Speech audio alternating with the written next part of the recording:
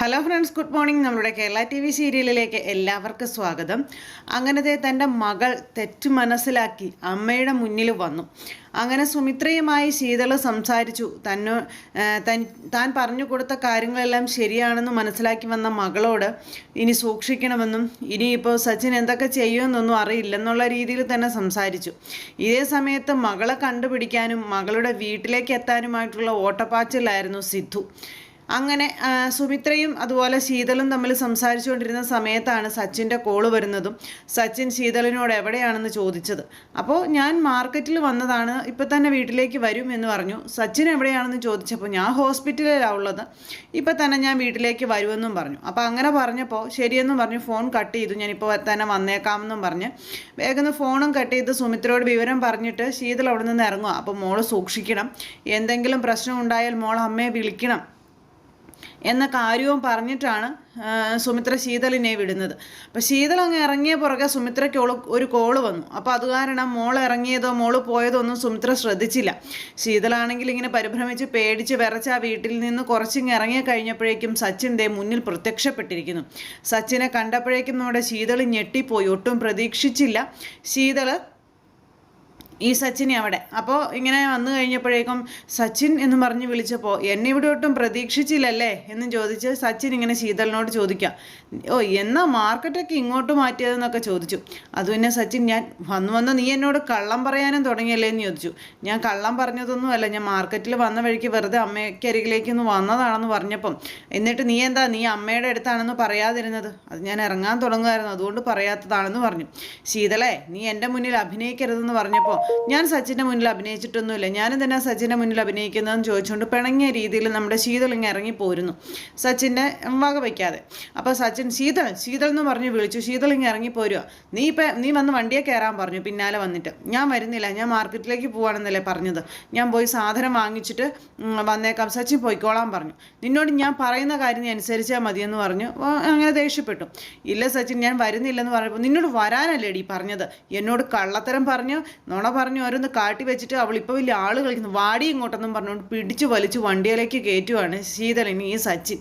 അപ്പോൾ ആ സിറ്റുവേഷൻ കണ്ടുകൊണ്ടാണ് ഒരു നെല്ലിയുടെ വ്യത്യാസത്തിൽ നമ്മുടെ സിദ്ധു വരുന്നത്. അപ്പോൾ സിദ്ധു ഇങ്ങ് വരികയും ശീതളിനെ വണ്ടിയിലേക്ക് തള്ളിക്കയറ്റി സച്ചിൻ കൊണ്ടുപോവുകയും ഒരുമിച്ചായിരുന്നു.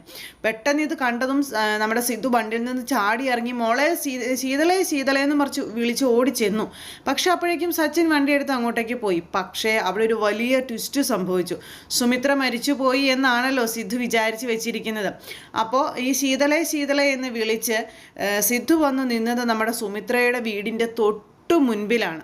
അപ്പോൾ സുമിത്രയ്ക്ക് ആരോ കോള് വിളിച്ചത് കാരണം സുമിത്ര ഇവിടെ നടന്ന കാര്യങ്ങൾ അല്ലെ മകളുടെ ഈ ഒരു അവസ്ഥയൊന്നും സുമിത്ര കണ്ടില്ല. അപ്പോൾ സുമിത്ര ഇങ്ങനെ അവിടെ നിന്ന് ഫോൺ വിളിക്കുന്നു, സിദ്ധു അവിടെ നിന്ന് ശീതളെ എന്ന് വിളിച്ച് ഇങ്ങനെ നിൽക്കുന്നു. അപ്പോൾ ഇങ്ങനെ സുമിത്ര വീടിൻ്റെ മുറ്റത്ത്, അതായത് ഉമ്മറത്ത് നിൽക്കുന്നു, സിദ്ധു ആ വഴിയിൽ നിൽക്കുന്നു. ഒന്ന് തിരിഞ്ഞാൽ രണ്ടുപേർക്കും കാണാവുന്ന അത്ര ആ ഒരു ഇതിൽ. പക്ഷേ നമ്മുടെ സുമിത്ര ഫോൺ വിളിച്ച് അകത്തേക്ക് അങ്ങ് തിരിഞ്ഞങ്ങ് കയറി പോകുന്ന സമയത്താണ് സിദ്ധു ഇങ്ങനെ ആ വീട്ടിലേക്ക് നോക്കുന്നത്. അപ്പോൾ അവിടെ നിന്നാണല്ലോ ശീതൾ ഇറങ്ങി വന്നത്. അപ്പോൾ അത് ആരാണെന്ന് അറിയാനുള്ള ഒരു ഇതിൽ ഇങ്ങനെ നോക്കുന്നു. അപ്പോൾ സുമിത്ര തിരിഞ്ഞു പോകുന്ന സിദ്ധു കാണുന്നത്. അപ്പോൾ സുമിത്രയാണെന്ന് സിദ്ധുവിന് മനസ്സിലായില്ല. അപ്പോൾ എന്തായാലും ഇപ്പം തന്നെ ആ വണ്ടിയുടെ പിന്നാലെ പോയി കഴിഞ്ഞിട്ടുണ്ടെങ്കിൽ വീട്ടിൽ ചെന്ന് ശീതളിനെ കൈയോടെ കാണാം എന്നുള്ളൊരിതാണ്. അപ്പോൾ കൂടെ ഉണ്ടായിരുന്ന ആൾ വേഗം ഇറങ്ങി വന്നിട്ട് പറഞ്ഞു, സാർ ശീതൾ പോയില്ലേ, നമുക്ക് ആ കൂടെ പോകാം. അപ്പോൾ സിദ്ധു അത് ആരാണെന്ന്, ശീതൾ വന്ന വീട് ആരുടെയാണ് എന്ന് ചോദിക്കാൻ വേണ്ടി ഇങ്ങനെ മനസ്സിൽ വിചാരിച്ച് ആ വീട്ടിലേക്ക് കയറാൻ തുടങ്ങുമ്പോഴാണ് കൂടെ ഉണ്ടായിരുന്ന ആൾ വന്നിട്ട്, സാർ നമുക്ക് ശീതളിൻ്റെ വീട്ടിലേക്ക് പോവണ്ടേ എന്ന് ചോദിച്ചത്. അതാണല്ലോ ആവശ്യമെന്നും പറഞ്ഞ് സിദ്ധു അന്നേരം തന്നെ ആ വണ്ടിയിൽ കയറി അങ്ങ് പോവുകയും ചെയ്തു. അങ്ങനെ ശീതളിനെ കാണാനായിട്ട് സിദ്ധു ആ വീട്ടിലേക്ക് പോകുന്ന സമയത്ത് പിന്നീട് കാണിക്കുന്നത് അനിരുദ്ധനാണെന്നുണ്ടെങ്കിൽ അനന്യയുമായിട്ടിരുന്ന് സംസാരിക്കുക. അപ്പോൾ അച്ഛൻ വന്നതിനെ പറ്റിയും അച്ഛനുമായിട്ടുള്ള ആ ഒരു പിണക്കത്തിനെ പറ്റിയും ഒക്കെയുള്ള കാര്യങ്ങൾ അനന്യ അവിടെ ഇരുന്ന് ഇങ്ങനെ ചോദിക്കുന്ന സമയത്ത്, എനിക്ക് അച്ഛനോട് യാതൊരുവിധ സ്നേഹമോ അല്ലെങ്കിൽ കടപ്പാടോ ഒന്നുമില്ല, ഇത്രയും കാലം ഞങ്ങൾ എവിടെയാണെന്ന് പോലും അച്ഛൻ അന്വേഷിച്ചിട്ടില്ല, ഒരു നിവർത്തിയും ഒരു ഗതിയും പരഗതിയും ഇല്ലാതിരുന്നത് കൊണ്ടാവാം ഇപ്പോൾ കടന്നു വന്നിരിക്കുന്നത്. ഇപ്പം ഞങ്ങളെ അന്വേഷിക്കാനൊക്കെ എങ്ങനെ മനസ്സുണ്ടായി, ഇത്രയും നാൾ ഞങ്ങൾ എവിടെയാണെന്ന് എന്തുകൊണ്ട് അന്വേഷിച്ചില്ല അങ്ങനെയൊക്കെയുള്ള രീതിയിലുള്ള ചോദ്യങ്ങളും കാര്യങ്ങളും അനന്യയോട് ചോദിക്കുകയാണ് നമ്മുടെ അനിരുദ്ധ്. അതുകൊണ്ട് തന്നെ അച്ഛൻ്റേതായ ഒരു കാര്യവും തനിക്ക് കേൾക്കണ്ട എന്ന് തന്നെ പറഞ്ഞു. അപ്പോൾ അത് കേട്ട് കഴിഞ്ഞപ്പോഴേക്കും എന്തെങ്കിലുമൊക്കെ പ്രശ്നങ്ങൾ ഉണ്ടായിരുന്നിരിക്കും അനിരുദ്ധ, അതുകൊണ്ടായിരിക്കാം ഒരുപക്ഷെ അങ്കിൾ വരാതിരുന്നതെന്ന് പറഞ്ഞപ്പോൾ നീ ഇനി അച്ഛനെ ന്യായീകരിച്ചോ, എത്രയൊക്കെ ആരൊക്കെ ന്യായീകരിച്ചാലും എനിക്ക് ആ മനുഷ്യനോട് യാതൊരുവിധ കമ്മിറ്റ്മെൻറ്റും ഇല്ല എന്നുള്ള കാര്യം പറഞ്ഞു. അങ്ങനെ ആ ഒരു കാര്യമെല്ലാം കേട്ട് കഴിഞ്ഞപ്പോൾ അനന്യയ്ക്കും കൂടുതൽ പറയാനൊന്നും ഇല്ലല്ലോ. പക്ഷേ അനിരുദ്ധ സിധുവിനെ അംഗീകരിക്കില്ലെന്നും സിധുവിനെ കൂടെ കൂട്ടില്ലെന്നും തറപ്പിച്ച് പറഞ്ഞുകൊണ്ടിരിക്കുക. അങ്ങനെ അമ്മയും അച്ഛനും തമ്മിലുള്ള എല്ലാ ബന്ധവും ഉപേക്ഷിച്ചതിനെ പറ്റിയും അതുപോലെ അമ്മയെ മനസ്സിലാക്കാതിരുന്ന അച്ഛനെ പറ്റിയും അമ്മയെ തള്ളി പറഞ്ഞുകൊണ്ട് ഞാൻ ഒരുപാട് നാൾ അച്ഛൻ്റെ വാക്കുകൾക്ക് പിന്നാലെ നടന്നിട്ടുള്ള കാര്യങ്ങൾ ഇങ്ങനെ ഇതെല്ലാം അനിരുദ്ധ അനന്യയോട് പറഞ്ഞു. അങ്ങനെ അവർ തമ്മിൽ ആ ഒരു കാര്യമൊക്കെ സംസാരിച്ചുകൊണ്ടിരിക്കുന്ന സമയത്ത് അനന്യയാണെന്നുണ്ടെങ്കിൽ അനിരുദ്ധിനോട് തർക്കിച്ച് ജയിക്കാൻ പറ്റാത്തത് കൊണ്ട് കൂടുതൽ അതിന് വലിയ പ്രാധാന്യമൊന്നും കൊടുത്തില്ല. സംസാരിച്ച് ആ വിഷയം അവിടെ അങ്ങ് അവസാനിപ്പിച്ചു. ആ കാര്യമെല്ലാം ഇവർ സംസാരിച്ചുകൊണ്ടിരിക്കുമ്പോൾ തൊട്ടടുത്ത വീട്ടിൽ, അതായത് നമ്മുടെ രഞ്ജിതയുടെ വീട്ടിൽ പരമശിവം വന്നിരിക്കുക. പരമശിവത്തിനിപ്പം സിദ്ധു വന്നതോടുകൂടി രഞ്ജിതയുടെ വീട്ടിൽ നിന്ന് ഇറങ്ങാൻ നേരമില്ല. കാരണം എന്തെങ്കിലും സംഭവിച്ചു പോയാൽ, കൈവിട്ടു പോയാൽ എന്നുള്ളൊരിത് പരമശിവത്തിനുണ്ട്. അതുകൊണ്ട് തന്നെ പരമശിവം ഈ പുള്ളിക്കാരിയെ കാണാനായിട്ട് ഏത് നേരവും വരുന്നു. അങ്ങനെ പരമശിവം വന്നു കഴിഞ്ഞപ്പോഴേക്കും രഞ്ജിതയ്ക്കാണെങ്കിൽ ഇപ്പോൾ പരമശിവം വരുന്നതും വലിയ ഇഷ്ടമൊന്നുമല്ല. എല്ലാം ഒരു അവജ്ഞ പോലെയാണ് കാണുന്നത്. അങ്ങനെ സിദ്ധുവിനെക്കുറിച്ച് പറയാൻ വേണ്ടിയിട്ടാണ് പരമശിവ ഇങ്ങ് വരുന്നത്. അപ്പോൾ സിദ്ധുവിനെ സൂക്ഷിക്കണം എന്നുള്ള രീതിയിൽ രഞ്ജിത പറഞ്ഞപ്പം ഞാനിനി അയാളെ പേടിച്ച് മാളത്തിൽ ഒളിക്കണം എന്നാണോ രഞ്ജിത പറയുന്നത്?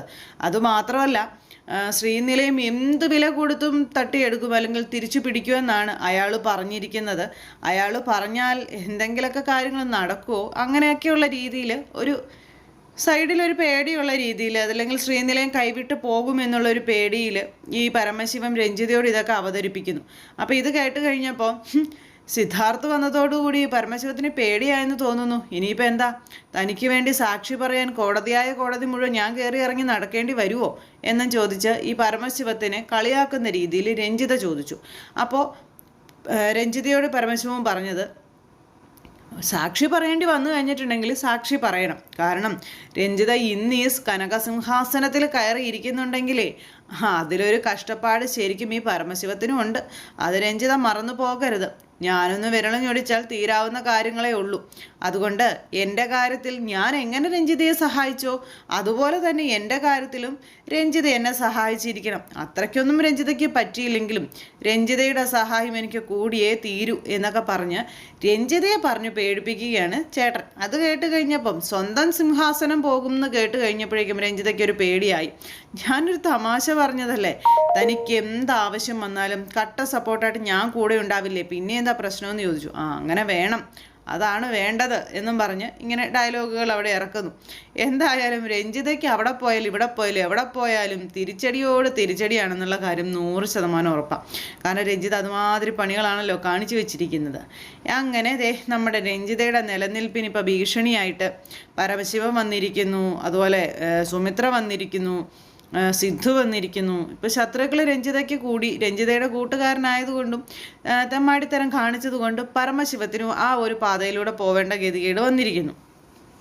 അങ്ങനെ ആ ഒരു സിറ്റുവേഷനും കാര്യങ്ങളും എല്ലാം അവിടെ നടക്കുന്നു. ഇതേ സമയത്ത് ഈ സച്ചിൻ ശീതളിനെയും കൊണ്ട് വീട്ടിലേക്ക് വന്നു. വീട്ടിൽ വന്നപ്പോഴും വണ്ടിയിൽ നിന്ന് പിടിച്ച് വലിച്ചിറക്കി വീട്ടിൽ കൊണ്ടുവരുന്നത്. നീ എന്തിനാടി അവിടെ പോയത്, നീ എന്നെക്കുറിച്ച് എന്ത് പറഞ്ഞു കൊടുക്കാനാടി അവിടെ പോയതെന്നൊക്കെ ചോദിച്ചുകൊണ്ട് അപ്പോൾ വലിച്ചു കയറ്റിക്കൊണ്ടു വലിച്ച് ഇറക്കി എറിഞ്ഞിട്ട് എന്നിട്ടാണ് ചോദിക്കുന്നത്. അപ്പം ഞാനൊന്നിനും പോയതല്ല, ഞാൻ അമ്മയെ കാണാൻ പോയതാണ്, ഞാൻ അമ്മയോടൊന്നും പറഞ്ഞിട്ടില്ല സച്ചിൻ, അമ്മയോട് പറയാൻ എന്താ ഉള്ള സച്ചിൻ എന്നൊക്കെ ചോദിച്ചപ്പോൾ നിൻ്റെ അമ്മ കുറേ ഗവേഷണങ്ങളും നടത്തി കുറേ കണ്ടുപിടുത്തങ്ങളും നടത്തി, നിൻ്റെ അമ്മ എന്തൊക്കെയോ കഥകളും മെനഞ്ഞിരുന്നല്ലോ, നീ അതൊക്കെ കേട്ട് വിശ്വസിച്ചോ, നീ അതിൻ്റെയൊക്കെ ഇത് കേൾക്കാൻ പോയതല്ലേടി എന്നും ചോദിച്ചുകൊണ്ടാണ് ശീതളിനോട് ദേഷ്യപ്പെടുന്നത്. സച്ചിൻ എന്തൊക്കെയാ ഈ പറയുന്നത്, ഞാൻ അങ്ങനെയൊന്നും ചെയ്തിട്ടില്ല സച്ചിൻ, എന്നോട് അമ്മയൊന്നും പറഞ്ഞിട്ടില്ല സച്ചിൻ, എന്നോട് നുണ പറയരുത്, നിൻ്റെ അമ്മ എന്താടി എന്നെക്കുറിച്ച് പറഞ്ഞത്. അങ്ങനെ ചുമ്മാ ശീതളിനെ ഇങ്ങനെ പേടിപ്പിച്ചുകൊണ്ടും ഉപദ്രവിക്കാനൊക്കെ ആയിട്ടുള്ള ഒരു ഇതൊക്കെ കാണിച്ചുകൊണ്ടിരിക്കുക. ഒരു അടി വെച്ച് കൊടുത്തു. അതിനുശേഷമാണ് ഇങ്ങനെ ചോദിക്കുന്നത്. ശീതളാണെങ്കിൽ ഒന്നുമില്ലെന്ന് പറഞ്ഞ് മടുത്തു. അപ്പോൾ ഈ സമയത്താണ് നമ്മുടെ സിദ്ധു അങ്ങോട്ടേക്ക് വരുന്നത്. അതായത് ശീതളിൻ്റെ വീട് കണ്ടുപിടിച്ചു. അപ്പോൾ കൂടെയുള്ള ചേട്ടൻ പറഞ്ഞു ഇതാണ് ശീതളിൻ്റെ വീട്. നോക്കിയപ്പോൾ അവർ വന്ന വണ്ടിയും അവിടെ കിടപ്പുണ്ട്. സിദ്ധു എന്നിട്ട് വളരെ സന്തോഷത്തോടെ വീട്ടിലേക്ക് കയറി ചെല്ലും. അപ്പോൾ താഴത്തെ ഡോറൊക്കെ തുറന്ന് കിടക്കുവാണ്. അപ്പോൾ സിദ്ധു കയറി ചെന്ന് കഴിഞ്ഞപ്പോഴേക്കും മുകളിൽ നിന്ന് ശബ്ദം കേൾക്കുന്നുണ്ട്. അതും സച്ചിൻ്റെ ഒച്ചയിലുള്ള ശബ്ദവും പേടിച്ച് വിറച്ച് ശീതൾ അതിന് മറുപടി പറയുന്ന ശബ്ദവും. അപ്പോൾ ഞാൻ അറിഞ്ഞിട്ടില്ല, ഞാൻ ചെയ്തിട്ടില്ല എന്നും പറഞ്ഞുകൊണ്ട് ശീതൾ ഇങ്ങനെ പറയുന്നതാണ് സിദ്ധു കേൾക്കുന്നത്. അപ്പോൾ സിദ്ധുവിന് മനസ്സിലായി എന്തോ ഒരു പ്രശ്നം ഉണ്ടല്ലോ എന്ന്. സിദ്ധു എന്നിട്ട് വേഗം മുകളിലത്തെ നിലയിലേക്ക് കയറാനായിട്ട് നോക്കുക. അപ്പോൾ സിദ്ധു ആണെങ്കിൽ മകൾക്ക് എന്തോ ആപത്ത് പറ്റിയെന്നുള്ള കാര്യം മനസ്സിലാക്കിക്കൊണ്ട് അങ്ങനെ സിദ്ധു ഓടി ചെല്ലുമ്പോഴേക്കും ഈ സച്ചിനാണെന്നുണ്ടെങ്കിൽ ശീതളിനെ ഭയങ്കരമായിട്ട് ഷൗട്ട് ചെയ്ത് അങ്ങനെ ആ ഒരു രീതിയിൽ സംസാരിക്കുന്നതാണ് കാണുന്നത്. ശീതൾ സത്യം പറയടി എന്ന് പറഞ്ഞ് ശീതളിനോട് പറയുമ്പോൾ ശീതൾ ഞാനൊന്നും പറഞ്ഞില്ല, എനിക്ക് അറിയില്ലെന്ന് പറയുന്നുണ്ട്. നീ എന്നോട് സത്യം പറയില്ലല്ലേ എന്ന് ചോദിച്ചുകൊണ്ടിരുന്ന അവിടെ വരുന്നൊരു ഫ്ലവർ പോട്ട് എടുത്തിട്ട് നമ്മുടെ ശീതളിൻ്റെ തലക്കെട്ട് അടിക്കാൻ വേണ്ടി ഇവരെ ഓങ്ങുമ്പോഴേക്കും സിദ്ധു അത് കണ്ടു. മോളേന്ന് വിളിച്ചുകൊണ്ട് ശീതളിന്ന് വിളിച്ച് ഓടി കയറി വന്ന ഇടയിലേക്ക് നിന്നു. ആ ഇടയിലേക്ക് നിന്നപ്പോൾ ഇവൻ ആഞ്ഞടിക്കുകയും സിദ്ധു ഇടയിലേക്ക് കയറുകയും ഒരുമിച്ചായിരുന്നു. അപ്പോൾ ആ അടി വന്ന് കൊണ്ടത് സിദ്ധുവിൻ്റെ കറക്റ്റ് നെറ്റിയിൽ. സിദ്ധുവിൻ്റെ നെറ്റിയിൽ അടി കൊണ്ട് കഴിഞ്ഞപ്പോഴേക്കും അയ്യോ എന്ന് പറഞ്ഞു സിദ്ധു ഇങ്ങനെ വീണു. അപ്പോഴാണ് ഇത് സിദ്ധു ആണെന്നുള്ള കാര്യം ഇവർക്ക് മനസ്സിലാകുന്നു. അച്ചാന്ന് വിളിച്ചുകൊണ്ട് ശീതൾ വേഗുന്നു. സിദ്ധു അന്നേരത്തിന് ഇവിടെ വീണു. പെട്ടെന്ന് കയ്യിലുണ്ടായിരുന്ന ഫ്ലവർ പോട്ടൊക്കെ നിലത്തിട്ടിട്ട് അന്താളിച്ച് ഇങ്ങനെ നിൽക്കുവാണ് സച്ചിൻ. അബദ്ധം പറ്റിപ്പോയല്ലോ, പെണ്ണുമ്പിള്ളക്കെട്ട് അടിക്കാൻ നോക്കിയതാണല്ലോ, അമ്മായിച്ചനിട്ട് വന്ന് കൊണ്ടത്. അപ്പം കളി കാര്യമായെന്ന് സച്ചിനും മനസ്സിലായി. സച്ചിൻ അന്നേരത്തേക്കും അയ്യോ എന്നും പറഞ്ഞുകൊണ്ട് ഇങ്ങനെ നിൽക്കുന്നു.